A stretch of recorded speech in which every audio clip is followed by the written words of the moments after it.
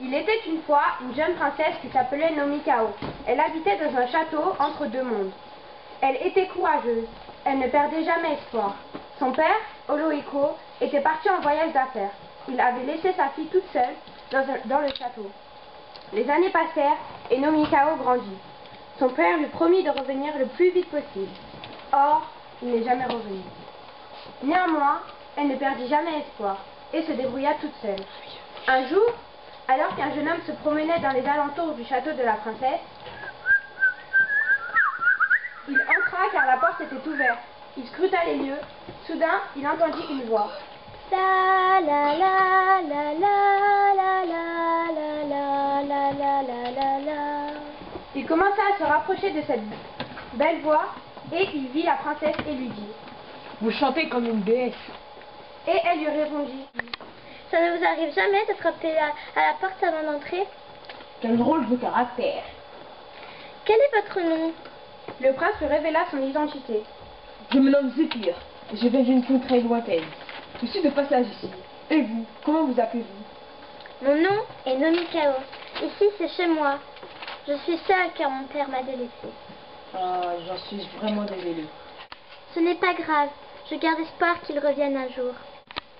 À ce moment-là, on entendit le rire sarcastique d'une vieille sorcière cachée derrière un arbre. Cette dernière habitait dans un vieux manoir hanté, non loin du château où habitait la princesse. La sorcière rentra dans son vieux manoir et emprisonna l'âme de la princesse dans une boîte. Elle venait de jeter un sort. La princesse s'évanouit et le prince essaya de la réanimer. Mais soudain, la vieille refit son apparition sur son balai crasseux et s'empara du corps de la jeune fille. Le prince tenta de reprendre le corps de la princesse, mais la vieille sorcière regagna son vieux manoir hanté. Alors le prince prit son âne pour la rattraper. Il percuta une fée par hasard. La fée lui dit: Excusez-moi, je ne suis pas très attentif à ce qu'il y a devant moi. Dites-moi, comment vous vous appelez? Avec un air effrayé, il lui dit: Je m'appelle Zéphyr. Oh, quel beau prénom! Mais que faites-vous sur un âne? J'essaie d'atteindre au plus vite la sorcière qu'enlevait la belle princesse Nomikao. Ce n'est pas avec un âne qu'on peut dépasser une sorcière.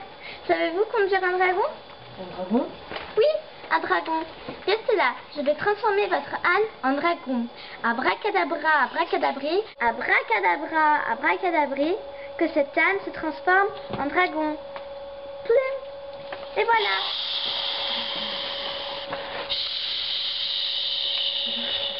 Et voilà. Allez, ne perdons pas de temps, nous avons une princesse à sauver. Aussitôt dit, aussitôt fait, le prince et la fée s'envolèrent à la rescousse de la princesse. Ils se retrouvèrent devant le manoir de cette vieille dame. Ils entrèrent dans le manoir et la fée jeta un sort à la sorcière. Le dragon cracha du feu et la sorcière mourut.